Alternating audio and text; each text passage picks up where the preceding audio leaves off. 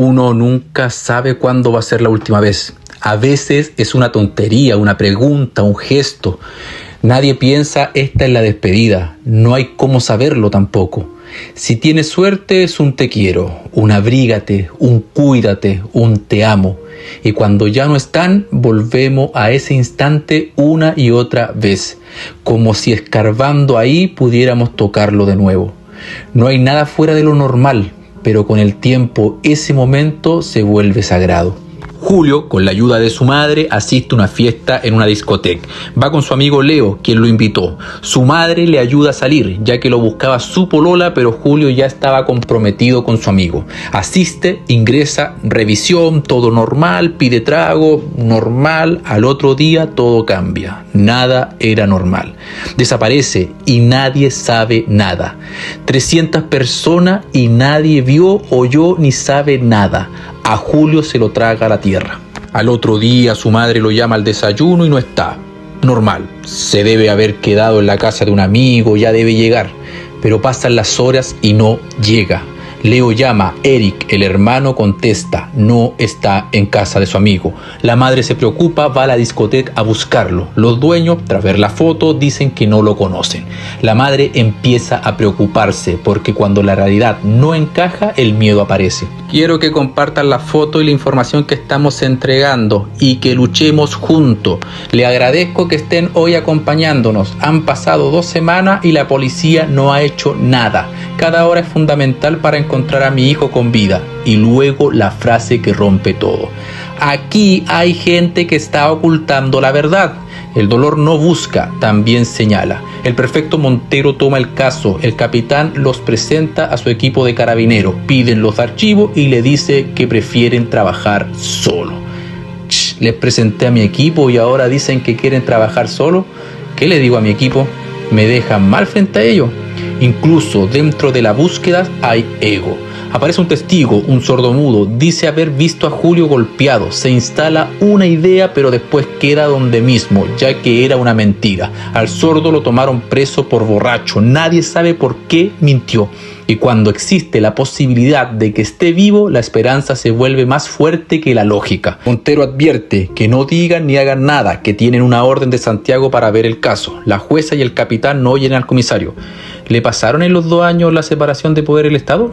Para investigar necesita una orden del juez. Montero se la pide a la jueza. ¿Me da una orden de investigación? No. La verdad no siempre depende de lo que se sabe, a veces depende de quién autoriza buscarla. La búsqueda comienza, pero no encuentran nada. Montero entrevista a la madre y consulta. ¿Había algo raro con Julio? ¿Debía plata? ¿Alguna pelea? La madre responde no, nada. Han pasado 2 semanas y la policía no ha avanzado nada. ¿Qué están esperando para tomar preso al dueño de la discoteca? ¿Le ha visto la cara de turbio que tiene ese tipo? Cuando no hay respuesta, las sospechas se llenan de vacío. Al día siguiente van a la discoteca a interrogar al dueño. Él se defiende que no ha visto al joven. Añade, lo que me da risa es lo que dice la gente. Los jóvenes van a la discoteca a drogarse, a tomar, a bailar. A eso vienen, po. ¿A qué va uno a la discoteca? Y luego añade, la discoteca murió ese mismo fin de semana. La vieja molestó tanto que me quitaron la patente. Para algunos todo sigue siendo negocio, incluso en medio de la tragedia. El padre Andrés recibe una confesión, tiene una pista, pero es secreto de confesión. No puede decir nada. La verdad existe, pero no siempre puede ser dicha. Al día siguiente la madre va a la iglesia, da un discurso que parece advertencia. Si alguien sabe de mi hijo, hable.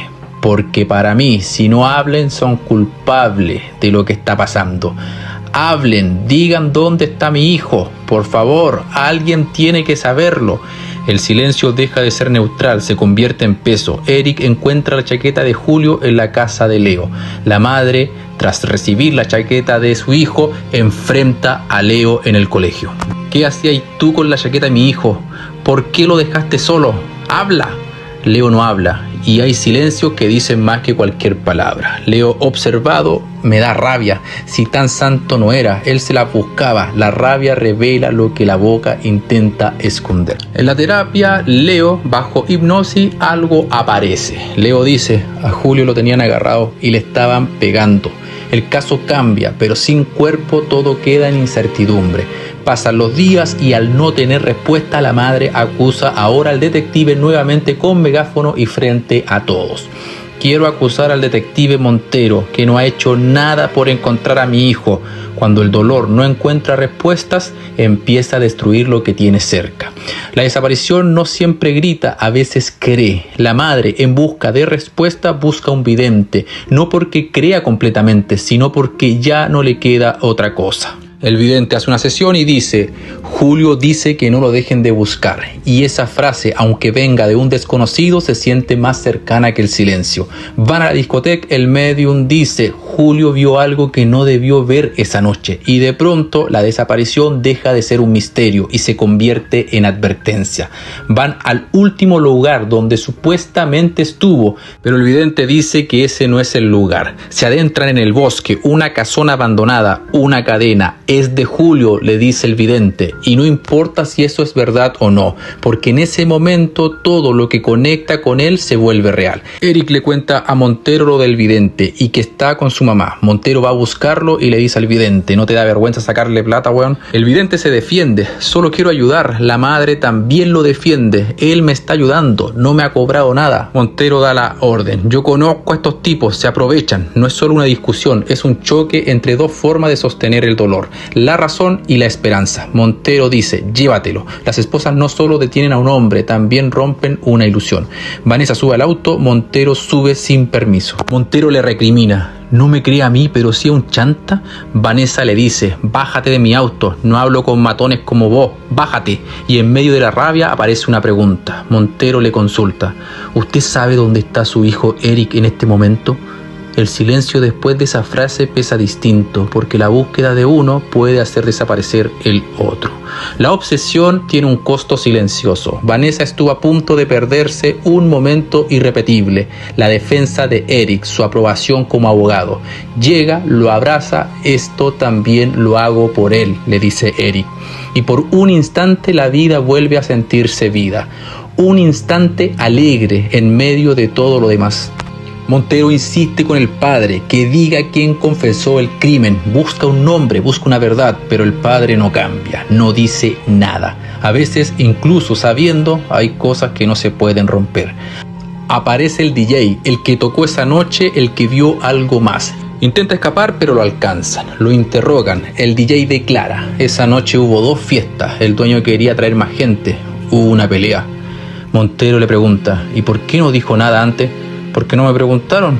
Hay verdades que no se ocultan, simplemente nunca se buscan. Salí a fumar un cigarro y vi que perseguían a alguien, un grupo de jóvenes. Después aparentemente lo golpearon en el bosque. Por un momento todo parece encajar, pero no era Julio, era otro, y la historia vuelve a romperse. A quien golpearon en el bosque era al artesano.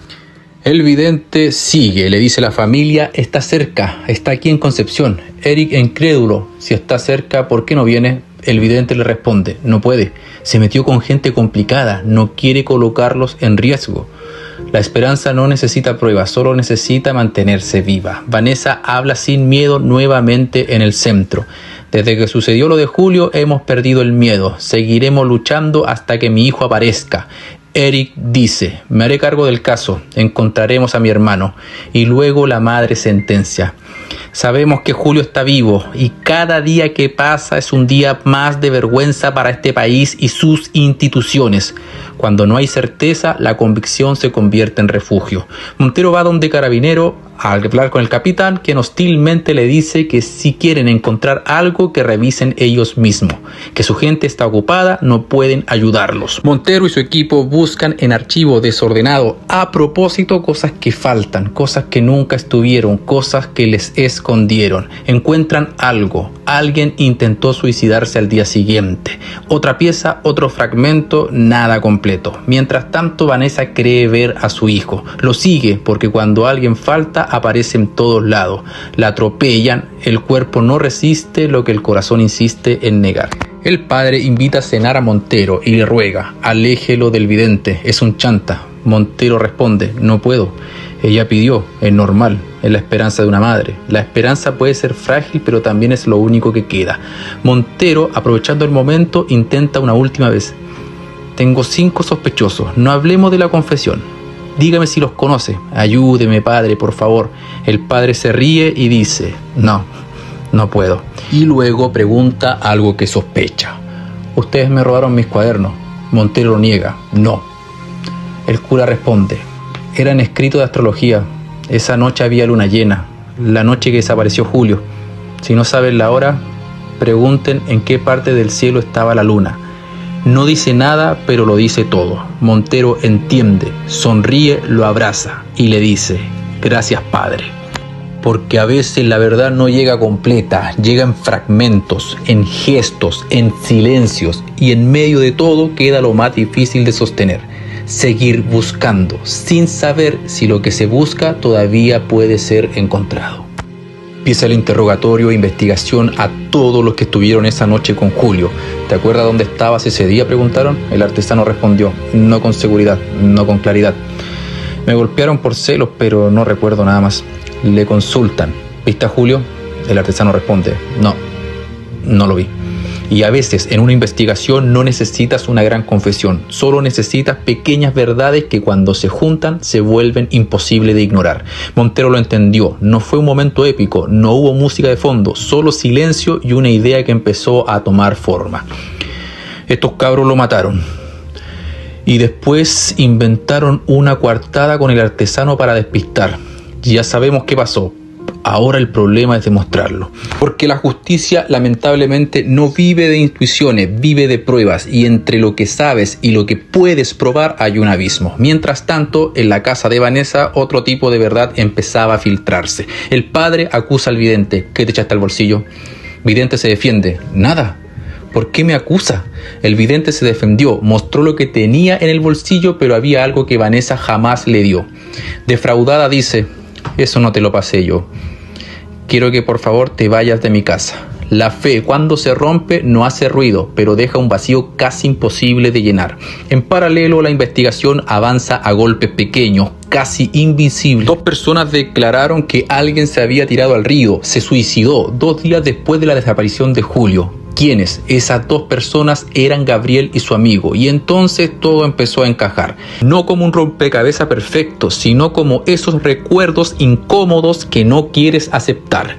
Pero la verdad no solo se esconde afuera, también se esconde dentro de las personas. Un infiltrado logra acercarse al grupo, enamora a Marcela y en una conversación honesta, un descuido, ella le dice lo que escuchó. A los chicos los escuché decir que deberíamos haber quemado el cuerpo mejor. Y de pronto silencio. Alguien se da cuenta de la situación, se acerca y se la lleva antes que siga hablando. Porque hay verdades que se escapan por segundos y vuelven a esconderse para siempre. El padre, mientras tanto, vivía otra batalla. Una que no estaba en los informes, ni en los tribunales. Una batalla interna, porque hay secretos que no son tuyos, pero igual te destruyen. Mamá está mejor desde que está usted aquí en la casa, le dijo Eric. Y eso debería haber sido un consuelo, pero no lo fue. Porque ayudar mientras ocultas algo tan grande no se siente como bondad, se siente como traición. La jueza, tras la teoría de Montero y su equipo, fue clara. Necesito pruebas, o esto se termina. Usted ya sabe, Montero, a mí me van a jubilar y usted terminará haciendo clases a menores de edad. Y esa frase pesa más de lo que parece, porque no solo habla del caso, habla del tiempo. Y el tiempo en la justicia también mata.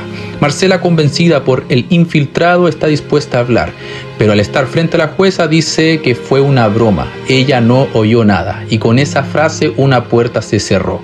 Sumado a eso, la entrevista en la iglesia que realizó Montero a Camilo y su familia, quienes tampoco hablan, dicen lo mismo que todos, que no recuerdan nada. Esto hace explotar a Montero, quien les grita de frustración. Son 15 años por homicidio, 15 años por cargar una culpa que no es tuya, piénsalo.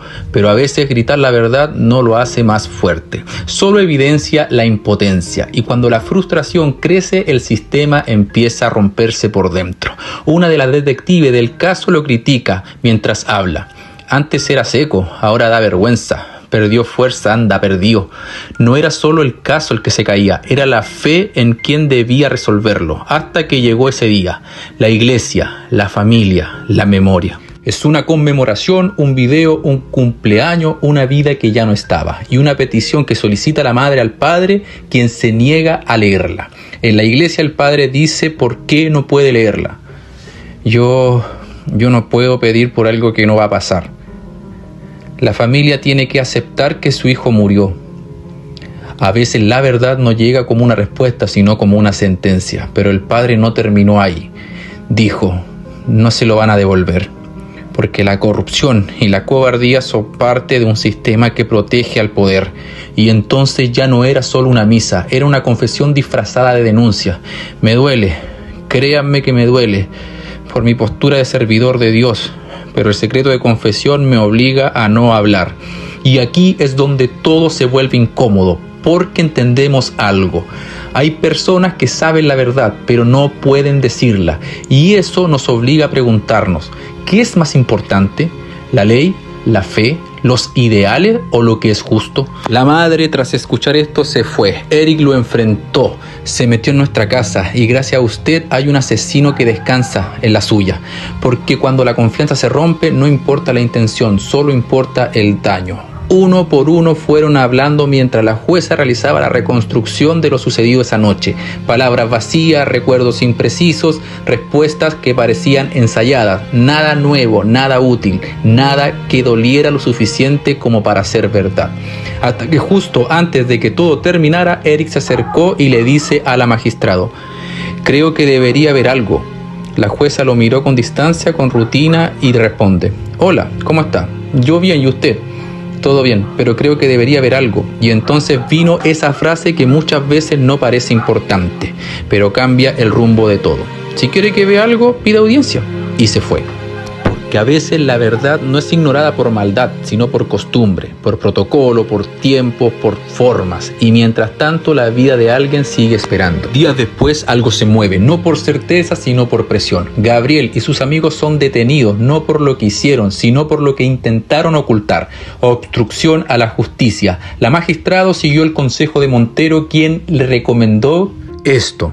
Qué irónico, a veces no te atrapan por el crimen, sino por tu incapacidad de sostener la mentira. El tiempo pasa y el tiempo no siempre cura. A veces solo se acostumbra. Navidad llega, Año Nuevo también, y mientras el mundo celebra, hay quienes siguen detenidos en la misma noche. La madre aparece con algo simple, algo humano, cola de mono, le deja a los detectives y les dice, gracias por todo lo que han hecho. Imagínate eso, agradecer cuando aún no tienes respuestas, porque hay personas que incluso rotas siguen sabiendo amar. Y entonces una llamada, un dato, un lugar que ya habían recorrido 1000 veces. Montero va, el cura lo llama y Montero le dice, ya estamos aquí, padre, esto ya lo hemos revisado. El padre dice, escúcheme, hay un boldo. No, dice Montero, solo hay álamos. El padre insiste, por favor, escúcheme, hay un boldo, mire hacia el río. Un silencio distinto, de esos que no necesitan explicación. Es él.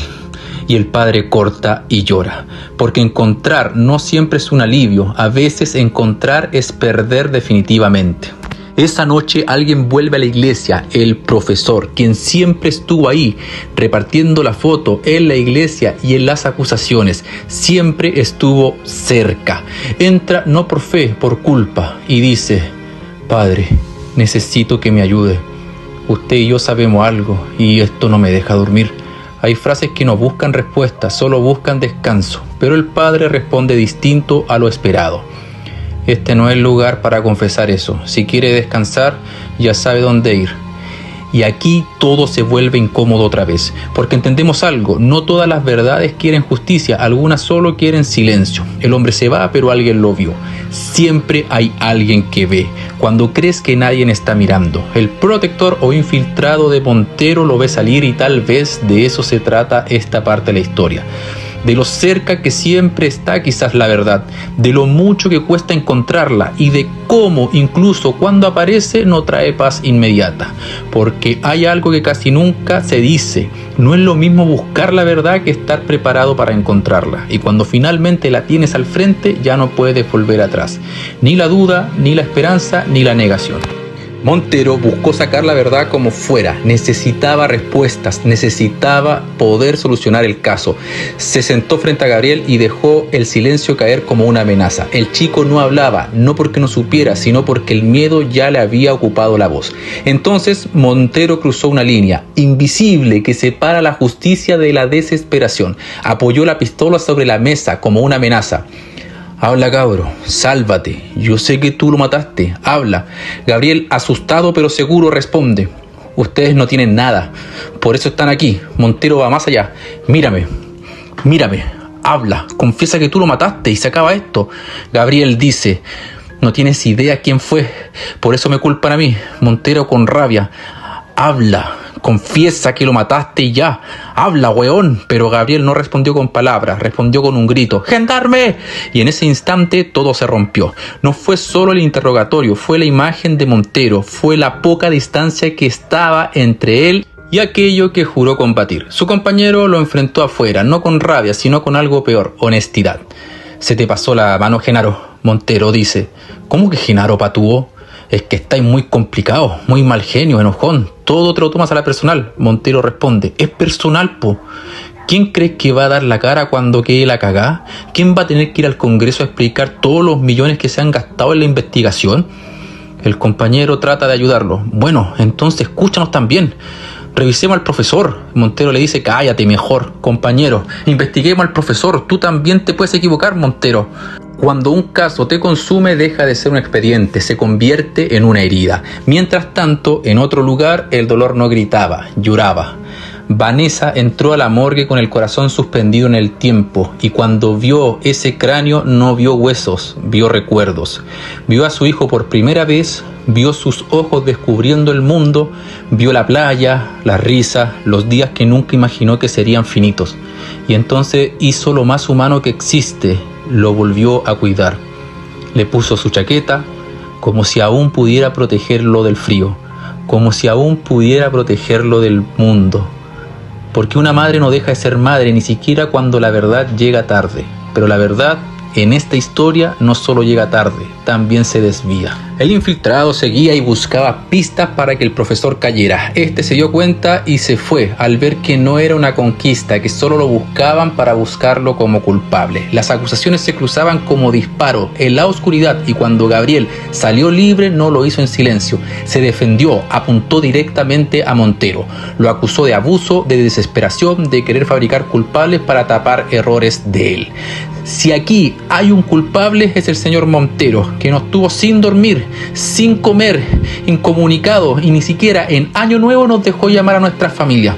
No tenía ninguna prueba, solo quería algo para darle a ustedes los periodistas y así tapar su negligencia. Y entonces la pregunta dejó de ser quién fue y empezó a ser en quién se podía confiar. Porque cuando la justicia pierde el equilibrio, todo el sistema tambalea. Y como si eso no bastara, otra acusación cayó. Esta vez sobre el padre, una denuncia de abuso, justo ahora, justo en medio del caos. Culpa a Montero que inventó eso para presionarlo y que éste hable. Montero esto lo niega. A veces no es que la tormenta llegue, es que llega toda junta. Y en medio de ese ruido, el verdadero sospechoso o el nuevo sospechoso desaparece. Días después se sabe la verdad. Una explosión, aparentemente un suicidio, y con él una respuesta que nunca llegó se va.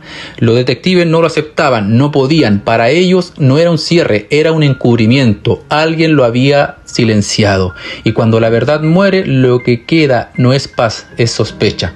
Montero enfrenta a su equipo y le dice, ¿se dan cuenta de lo que hicieron? Rueguen que sea él el culpable, porque o si no, por sus teorías mataron a un inocente y no sé cómo podrán cargar con eso. Después vino la nota, una patente, una pista, por primera vez en mucho tiempo, algo concreto, el auto que secuestró al muerto, era del padre de Gabriel. Pero ya era tarde, la jueza se iba, Montero también. La jueza le dice a Montero cuando recibe la nota, se acabó, me jubilaron, el caso ahora lo tomará un nuevo juez. El caso se cerraba no porque estuviera resuelto, sino porque ya nadie quería seguir mirando. Y eso es más común de lo que creemos. El padre intentó romper el silencio, le dice a Vanessa y a Montero que viaja al Vaticano para buscar una forma de ayudar. Renuncia al sacerdocio frente al Papa. Y el Papa le dice, lamento su decisión, pero con respecto al secreto de la confesión es algo que debe llevarse a la tumba, porque hay reglas que no se rompen, ni siquiera por justicia. El padre vuelve y se reúne con Montero y la familia de Julio para contarle lo sucedido. El padre les dice: hablé con el Papa, no me autorizaron. El secreto de confesión se mantiene de por vida. Vanessa, resignada, dice: gracias por todo. Se va junto con Eric. Montero, desilusionado y llorando, no lo puede creer. Le ruega al padre que se lo diga. Dígamelo, padre, por favor. Usted ya no es cura. Por favor, necesito saberlo. Padre responde: no puedo. Y entonces todo quedó igual, o peor. Montero lloró no de rabia, de impotencia, porque hay verdades que están ahí pero no pueden decirse. Y eso es una condena distinta. Vanessa, en cambio, eligió otro camino. No el de la resignación, el de la persistencia. Caminan junto con Eric a su auto y ésta le dice: mientras yo siga viva, vamos a seguir buscando la verdad y justicia. Y ahí, en esa frase está todo, porque la justicia institucional puede fallar, los sistemas pueden quebrarse, las personas pueden equivocarse, pero hay algo que no se extingue tan fácil: la necesidad de saber. Vanessa representa lo que en psicología se conoce como duelo ambiguo. Según Pauline Boss, no hay cuerpo al inicio, no hay certeza, no hay final, pero también evoluciona, pasa del descontrol a una resiliencia activa, seguir buscando aunque duela. Montero encarna el deterioro psicológico del investigador. Aquí aparece lo que en criminología se llama identificación con el caso. Cuando el caso deja de ser trabajo y se vuelve personal, no fracasa por falta de inteligencia, sino por exceso de implicación emocional. El padre representa un dilema clásico: ética institucional versus ética humana.